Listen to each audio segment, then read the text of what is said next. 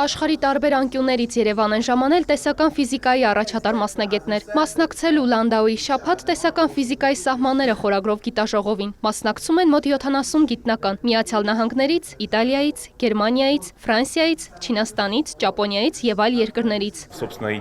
Այս գիտաժողովի նպատակն է համախմբել տեսական ֆիզիկայի ոլորտի գիտնականներին մտքերի փորձի փոխանակման համար, նաեւ պահպանելու Լանդաուի տեսական ֆիզիկան միասնական է հայտնի ավանդույթը։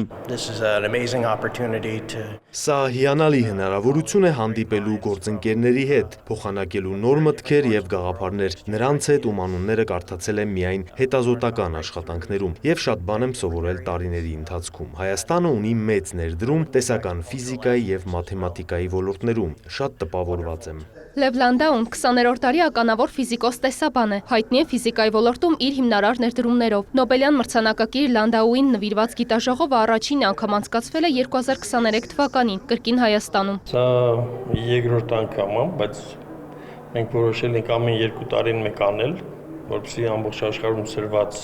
Լանդաուի դպրոցի մարդկանց հավաքենք իրար գլխի եւ մարդիկ խոսան, հանդիպեն, կապերը ամրապնդեն, նոր բաներ մտածեն, նոր ուղղություններ եւ համագործակցեն։ Արա Սեթրակյանի խոսքով գիտաժողովը հնարավորություն է տալիս նաև երիտասարդ ֆիզիկոսներին, ճանաչելու ոլորտի ականավոր գիտնականներին, աշխատելու նրանց հետ եւ նոր քայլ կատարելու գիտության մեջ։ Այս կարծիքին է նաև իտալացի գիտնական Անդրեա Կապելին։